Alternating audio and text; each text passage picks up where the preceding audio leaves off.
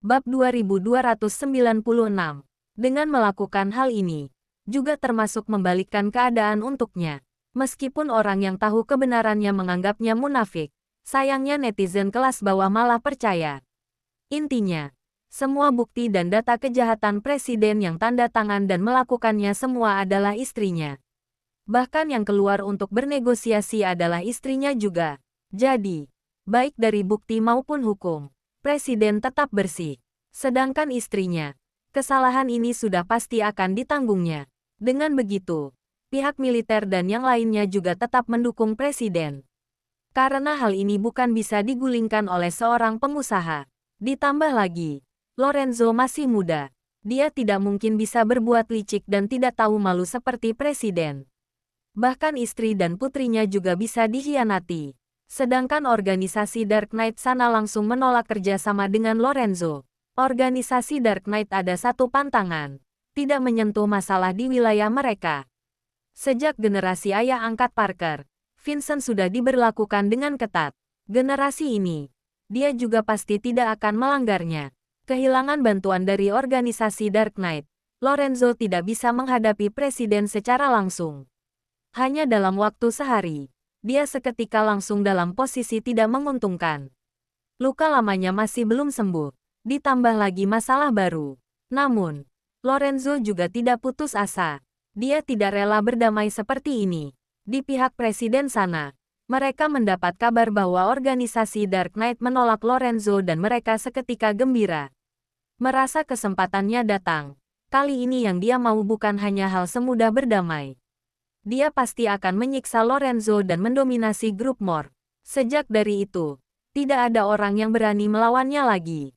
Akhirnya, Willy menyimpulkan, pokoknya, sekarang situasi El sedang tidak menguntungkan. Pagi ini bawahan Jeff datang mencariku. Dia bilang akan mengantarku kembali ke Denmark, agar aku membawa Juliana dan Bibi Nora dan yang lainnya pergi. Sampai di sini, Willy hanya bisa menghela napas berat. Sepertinya, El akan mempertaruhkan segalanya dan bertarung mati-matian dengan presiden.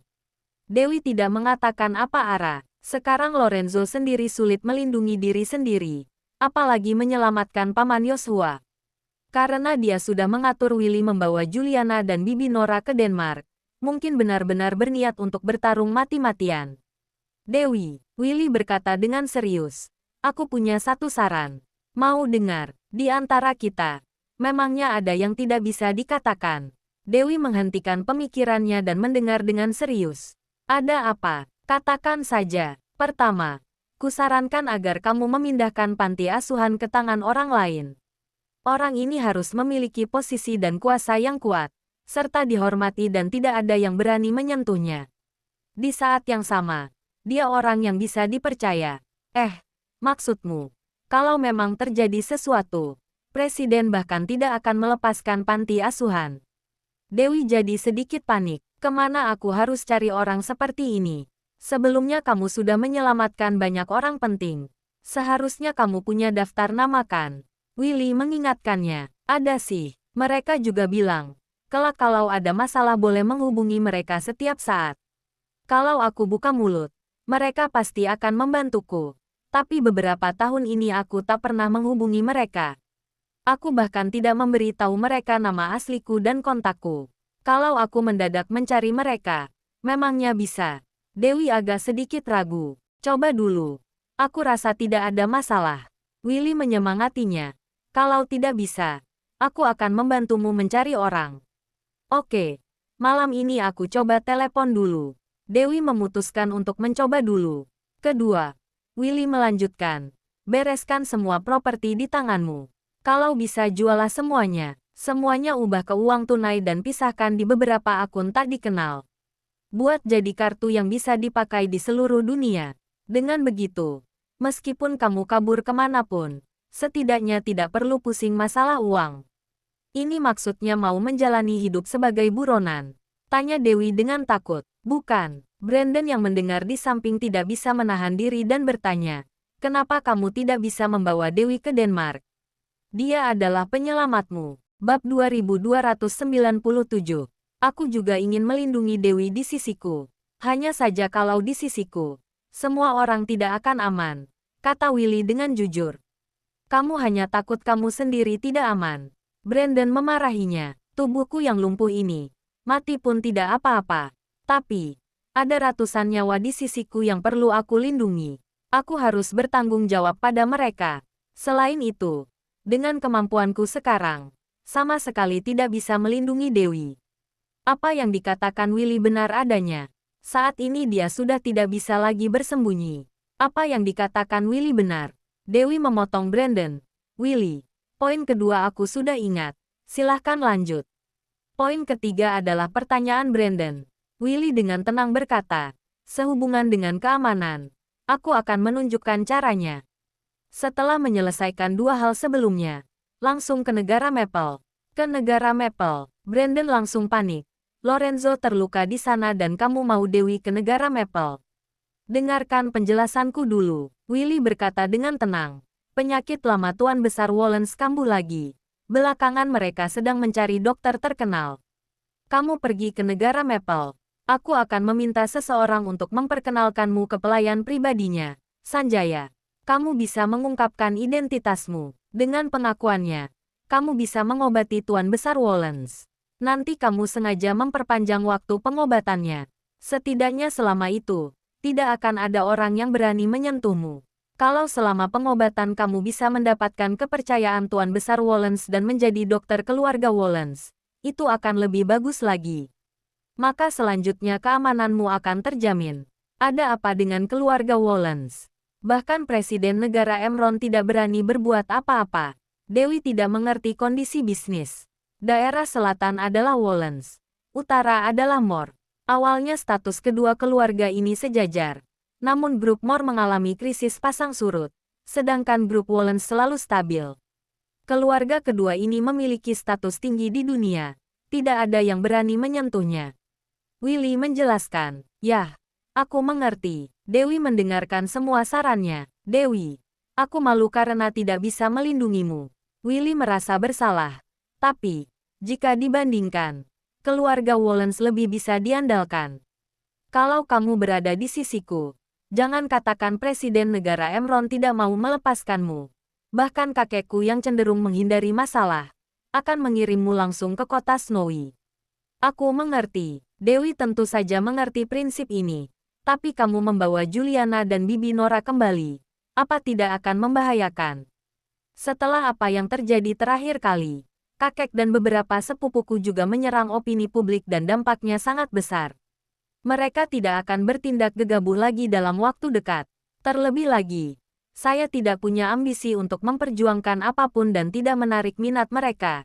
Jadi tidak perlu mencari masalah. Berbicara tentang ini, Willy tersenyum kecut. Mungkin tidak akan semewah sebelumnya. Tapi setidaknya hidup tenang tidak akan ada masalah. Baiklah, Dewi merasa sedikit sedih. Kakimu sebenarnya sudah hampir sembuh. Selanjutnya hanya perlu benar-benar memulihkannya. Kalau ke depannya masih ada kesempatan untuk bertemu, aku akan mengobatimu. Itu masih bisa pulih sepenuhnya. Tidak buru-buru. Sekarang keadaanku sudah stabil. Pelan-pelan memulihkannya juga tidak apa-apa. Canda Willy. Setidaknya mereka lihat aku tidak memiliki kemampuan bertarung dan tidak akan menciptakan krisis lagi. Dewi tidak tahu harus berkata apa lagi. Dia tidak mengerti. Mengapa takdir selalu tidak adil terhadap orang baik. Sudah, Dewi. Aku harus pergi melakukan hal lain. Kamu pikir baik-baik. Apa yang aku katakan dan segera mengambil keputusan. Mengerti. Terima kasih Willy. Setelah menutup telepon, Dewi berkata pada Brandon. Brandon, ambil buku besarku kemari. Buku besar. Brandon terdiam sejenak dan segera kembali sadar. Aku pergi ambil. Dewi memiliki buku besar yang tebal. Di dalam tercatat informasi-informasi praktik kedokterannya selama ini dan di antaranya ada banyak pasien yang merupakan orang kaya yang kuat dan berkuasa. Bab 2298. Selain informasi mengenai status pengobatan mereka, ada juga informasi kontak mereka. Orang-orang ini, semuanya pernah menderita penyakit serius dan dirawat oleh Dewi dengan sepenuh hati, lalu menarik mereka kembali dari kematian. Mereka semua telah berjanji jika suatu hari nanti Dewi menemui kesulitan, Cukup telepon mereka saja dan mereka pasti akan membantu. Sekarang, inilah saatnya mereka dibutuhkan. Brandon mengeluarkan buku besar dari brankas dan memberikannya pada Dewi. Dewi melihat-lihat informasi dan ada lebih dari 30 orang di dalamnya. Dia memilih pasien yang paling berkesan, lalu meneleponnya. Telepon berdering cukup lama. Akhirnya ada jawaban dan terdengar suara yang sedikit lebih tua dari sana. Dia berbicara dalam bahasa Inggris dengan fasih. Halo. Halo. Aku tabib dewa. Tabib dewa tangan ajaib. Suara itu langsung terdengar bersemangat dan seperti seseorang yang lelah. Lalu terbangun. Benarkah ini kamu? Dia adalah seorang Jenderal Satya yang sangat dihormati. Meskipun telah pensiun dan hidup di tempat terpencil, di Jerman dia masih memiliki status dan kekuasaan yang cukup tinggi. Dia adalah seorang pria yang kesepian dan tidak memiliki anak. Dia juga menderita banyak penyakit lama karena keikutsertaannya dalam perang ketika dia masih muda dan sakit-sakitan sepanjang tahun. Saat musim dingin tahun lalu, dia menderita karena sakit, sampai ingin mencoba bunuh diri dengan menelan peluru. Tapi anak buahnya menemukannya dan bergegas menghentikannya. Presiden Jerman mengetahui hal ini, langsung mencari dokter terkenal dengan harga tinggi. Dari rekomendasi orang, mereka baru bisa menemukan Dewi. Dewi menggunakan waktu 2 bulan untuk mengobatinya dan menjauhkannya dari penderitaan karena sakit. Sampai sekarang, dia masih tetap mengonsumsi obat yang disiapkan Dewi untuknya. Selama 2 bulan itu, Dewi dan Jenderal Satya menjalin persahabatan yang begitu dalam. Jenderal Satya memberinya liontin peluru dan mengatakan kepadanya jika kelak dia menemukan kesulitan, dia bisa kapan saja mencarinya dan ia akan melakukan yang terbaik untuk membantunya. Ini aku, Jenderal. Aku butuh bantuan Anda. Apa Anda ada waktu? Tentu saja. Kamu ingin aku melakukan apa? Katakan saja padaku. Dewi sudah menjelaskan pada Jenderal Satya mengenai masalah panti asuhan. Dia ingin memindahkan panti asuhan menjadi atas nama dia, sehingga jika suatu hari nanti terjadi sesuatu padanya, dia berharap Jenderal Satya dapat menjaga panti asuhan dan anak-anak di dalam panti asuhan itu. Jenderal Satya tanpa ragu-ragu menyetujuinya, tapi dia kemudian bertanya, "Aku sudah tua dan tidak terlalu menyukai internet. Tapi suatu hari aku membaca beberapa rumor tentang negara Emron di koran. Bagian belakang foto itu sangat mirip denganmu dan identitasnya juga seorang dokter keturunan Nusantara. Jadi aku meminta bawahanku untuk mencari video yang terkait dengan berita itu di internet dan setelah dilihat lebih dekat, tetap terlihat seperti kamu. Aku ingin menghubungimu, tapi tidak bisa. Juga takut mengganggumu. Jadi aku menunggumu datang mencariku. Kamu juga tahu, biasanya aku tidur selalu dengan kondisi ponsel dalam keadaan mati." Mendengar kata-kata ini, Dewi merasa sangat tersentuh dan berkata, "Jadi, Anda tidur dengan ponsel menyala karena Anda sedang menunggu panggilanku?" "Tentu saja," Jenderal Satya tersenyum. Lalu melanjutkan, "Kamu bukan hanya penyelamatku, tapi juga teman baikku. Katakan padaku, apa dokter keturunan Nusantara yang ada di berita itu kamu?" Ya, Dewi tidak tahu bagaimana harus menceritakan asal mula kejadian itu. Edward si bajingan itu. Beraninya dia menindas penyelamat hidupku. Jenderal Satya langsung marah dan berkata lagi, "Aku akan membunuhnya." Dewi tercengang. Anda tidak menanyakan kebenaran dari masalah ini. Apa yang mau ditanya? Mau apapun kebenarannya. Yang salah pasti mereka. Tabib dewa tangan ajaib kami begitu baik hati. Mana mungkin salah? Kalaupun salah, pasti karena dipaksa mereka. Suara Jenderal Satya bagaikan gemuruh petir yang kuat. "Kamu tenang saja. Masalah panti asuhan, aku akan minta orang mengurusnya. Tapi kamu juga jangan takut. Langit runtuh pun akan kubantu topang. Bajingan sialan itu berani menindasmu. Aku akan memelintir kepalanya dan menjadikannya bola sepak." Dewi tertawa terbahak-bahak, tapi matanya penuh dengan air mata. "Kamu jangan ketawa. Aku serius. Jangan berpikir aku sudah tua. Aku masih sedikit berguna." Jenderal Satya berkata dengan serius. "Kamu ada di mana sekarang? Apa aman? Aku akan mengirim seseorang untuk segera menjemputmu." Bab 2299. Jenderal, aku ada di Swedoland sekarang. Tapi aku ingin kembali ke kota Snowy. Tidak masalah. Aku akan menemanimu ke kota Snowy. Jenderal Satya berkata dengan sungguh-sungguh. Ada aku di sini. Aku akan lihat bajingan mana yang berani menyentuhmu. Terima kasih, Jenderal. Dewi sangat berterima kasih. Lalu bertanya, tapi, bagaimanapun juga, ini adalah tanah negara Emron. Apa aku benar-benar tidak akan menimbulkan masalah untuk Anda? Jangan khawatir. Kamu tidak akan menimbulkan masalah. Jenderal Satya berkata. Selain itu, saat kamu merawatku sebelumnya, kamu juga menyembuhkan anak seorang teman lamaku yang menderita hemofilia. Apa kamu masih ingat? Ingat, dia anak laki-laki kecil berusia 6 tahun dan berambut perak. Ya, saat itu mereka datang kemari untuk bertamu. Penyakit anak itu sangat langka. Dia sudah mencari di berbagai belahan dunia dan mencari begitu banyak dokter juga tidak sembuh. Kamu menyembuhkannya. Mereka sekeluarga sangat berterima kasih. Hari ini dia meneleponku menanyakan masalahmu. Dia juga lihat berita dan mencurigai orang itu adalah dirimu. Dia dan anak itu sangat mengkhawatirkanmu. Menurutku, kamu boleh meneleponnya. Dia adalah Adipati Negara Elang. Mungkin saja dia bisa membantumu. Jenderal Satya memperingatkannya. Bukankah kurang baik sampai menggerakkan begitu banyak orang? Dewi sedikit khawatir. Dia belum pernah meminta bantuan orang lain sebelumnya dan jika kali ini bukan karena panti asuhan, dia tidak akan melibatkan pasien-pasiennya ini.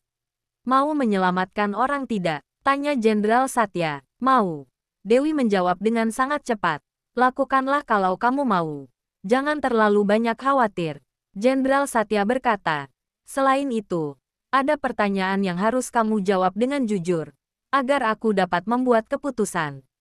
Tanyakanlah, apa hubunganmu dengan Lorenzo itu? Dia, Dewi berpikir sejenak dan menjawab dengan hati-hati. Pria yang kucintai. Oke, aku mengerti. Jenderal Satya mengangguk. Lalu berkata, kalau begitu, kita bantu Lorenzo dan melawan presiden bersama-sama. Benar, Dewi berseru. Kemudian bertanya dengan heran. Anda bisa melakukan semua ini. Aku selalu bisa membantu. Tapi kalau kamu bisa dapat lebih banyak bantuan, kekuatannya akan lebih besar. Jenderal Satya mengingatkannya. Aku mengerti. Dewi sangat bersemangat. Terima kasih Jenderal sudah mengingatkanku. Pergilah nak. Aku akan segera terbang ke Swedolen untuk menjemputmu. Ucap Jenderal Satya. Ya, setelah menutup telepon. Berdasarkan daftar di buku besar, Dewi menelepon mereka satu persatu. Aku adalah tabib dewa. Aku butuh bantuan. Tabib dewa tangan ajaib. Benarkah itu kamu? Penyelamatku. Ada masalah apa? Butuh berapa banyak uang? Katakan saja. Aku akan segera mentransfernya. Dewi tidak bisa berkata apa-apa. Citra seperti apa yang telah dia buat selama ini. Sampai-sampai membuat semua orang berpikir bahwa dia hanya menyukai uang dan dia hanya membutuhkan uang ketika sesuatu terjadi. Aku tidak butuh uang. Aku butuh opini publik dan dukungan yang kuat. Ini, benarkah Anda adalah dokter wanita keturunan Nusantara, yang dirumorkan sebagai tunangan Lorenzo, Dewa Perang Negara Emron? Iya, itu aku. Astaga, aku sudah menduganya sejak lama. Tidak disangka. Aku sudah mengerti. Apa yang Anda ingin aku lakukan? Katakan saja, aku ingin Anda menemaniku dalam perjalanan ke kota Snowy di negara Emron. Kapan? Besok. Tidak masalah. Aku akan segera mengaturnya. Terima kasih. Sampai jumpa di kota Snowy. Oke. Apa telepon ini bisa menghubungi Anda? Bisa. Oke.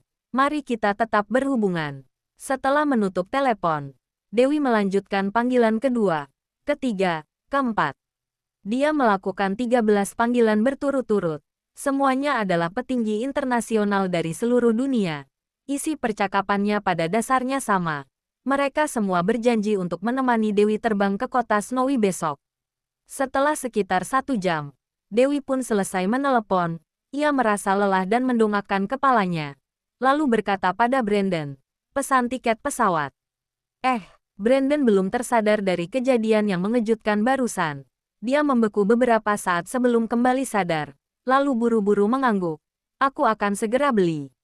Bab 2300. Baru berjalan beberapa langkah, Dia teringat hal lain. Tidak. Bukankah jenderal itu bilang dia akan menjemput kita besok untuk pergi ke kota Snowy bersamanya? Oh iya. Kalau begitu tidak perlu pesan tiket pesawat lagi. Cukup siapkan koper saja. Oke. Brandon buru-buru pergi untuk bersiap. Dewi sudah menuliskan nomor telepon dari ke-13 orang itu. Lalu menutup buku besar dan memasukkannya ke dalam brankas sebelum kembali ke kamarnya untuk mandi dan berganti pakaian. Dia teringat lagi perkataan Bibi Lauren. Dewi, tidak peduli seberapa kuat orang itu. Kekuatan seseorang ada batasannya. Kamu harus belajar lebih banyak keahlian untuk melindungi dirimu sendiri. Dulu, Dewi tidak memahami kebenaran ini dan tidak peduli untuk bersosialisasi. Dia merasa dirinya sendiri tidak akan pernah meminta bantuan seumur hidupnya. Namun sekarang, dia perlahan-lahan mengerti. Dia harus menggunakan segala cara untuk membuat dirinya kuat agar bisa melindungi orang-orang di sekitarnya. Ketika sesuatu terjadi pada Bibi Lauren, dia tidak mampu melawan. Tapi sekarang, dia tidak bisa terus seperti ini. Dia harus menggunakan semua kekuatannya untuk menyelamatkan Paman Yoshua. Pada saat yang sama, dia ingin menjadi pendukung Lorenzo. Lorenzo terbangun dari suara gemuruh, membuka matanya dan meneriakkan nama Jasper beberapa kali. Setelah beberapa menit, Jasper bergegas masuk dan tidak menyalakan lampu tapi berbisik. Tuan helikopter dari Departemen Militer telah menemukan tempat ini. Si tua bangka itu. Dia sudah secara terbuka mengerahkan Departemen Militer untuk mencariku. Lorenzo sangat marah sampai menggertakkan giginya. Tuan, haruskah kita mundur? Jasper bertanya dengan lembut. Aku khawatir Presiden akan mengirim seseorang secara langsung untuk membunuh diam-diam. Begitu kata-kata itu keluar dari mulutnya, sebuah ledakan terdengar dari luar. Wajah Jasper berubah drastis dan dia buru-buru berlari ke jendela untuk memeriksanya. Dinding halaman sudah diledakkan melalui celah dan belasan SUV militer menerobos masuk. Formasinya sangat besar. Pada dasarnya mereka hanya ingin membunuh Lorenzo. Beberapa dari rombongan telah maju untuk menghentikan mereka, sementara yang lain menutupi sisi villa. Mundur, Lorenzo bangun dan mengenakan jaketnya, mengambil pistolnya, lalu memimpin Jasper dan yang lainnya untuk mundur. Rombongan tersebut melindungi kepergian Lorenzo. Karena dia telah mempersiapkan hal ini, Lorenzo meminta mereka untuk memasang bom waktu di villa tersebut, sehingga bom tersebut akan meledak ketika orang-orang sudah dievakuasi. Terdengar suara ledakan, suara yang keras dan mengejutkan. Sebagian besar orang yang mengejar mereka musnah dan banyak juga yang terluka, sehingga sisanya tidak bisa melawan. Lorenzo keluar dari kepulan asap dan api, seperti iblis yang keluar dari neraka. Saat itu sudah jam 5 pagi. Awalnya villa hutan itu sangat sunyi, tapi sekarang terganggu oleh suara ledakan, tembakan dan juga hewan-hewan kecil dan burung-burung yang melarikan diri ke segala arah. Iring-iringan mobil keluarga Moore perlahan-lahan melaju pergi. Rombongan berjaga-jaga dengan hati-hati dan waspada mengantisipasi adanya penyergapan di jalan. Jasper menelepon Jeff dan memintanya untuk membawa orang untuk menemui mereka. Semua orang sangat sibuk. Hanya Lorenzo yang dengan tenang melihat keluar jendela. Dalam perjalanan turun dari gunung, kabut cahaya muncul dari langit, seolah-olah ingin memberikan semangat untuk mereka. Tuan, kita mau kemana sekarang? Jasper bertanya dengan hati-hati. Pulang, jawab Lorenzo dengan tegas. Hah, Jasper mengira dia salah dengar. Presiden sudah dengan terang-terangan datang untuk membunuh mereka dan mereka pulang saat ini. Bukankah itu akan mengantar mereka ke kematian? Kembalilah secara terbuka dan jujur. Lorenzo melihat ke depan dengan tatapan tegas. Baik, Jasper tidak berani bertanya lagi dan segera memberitahu para pengemudi untuk pulang. Para pengawal sudah berada di luar selama lebih dari sebulan bersama Lorenzo dan mereka semua senang mengetahui mereka bisa pulang sekarang. Tidak peduli apakah jalan di depan hidup atau mati, mereka bersedia mengikuti sampai mati. Jeff membawa orangnya untuk menemui mereka dan kedua belah pihak bertemu di jalan. Pasukan besar melaju ke arah kastel keluarga Moore dengan gagah. Lorenzo menelepon seseorang dan dengan cepat beberapa drone terbang di langit untuk merekam prosesi kepulangan timnya dan menyiarkannya. Judulnya sederhana, Tuan L sudah kembali. Jangan lupa like, komen, dan subscribe. Ya, Terima kasih untuk semuanya yang sudah subscribe, like, dan komennya. Tunggu terus kelanjutannya. Ya.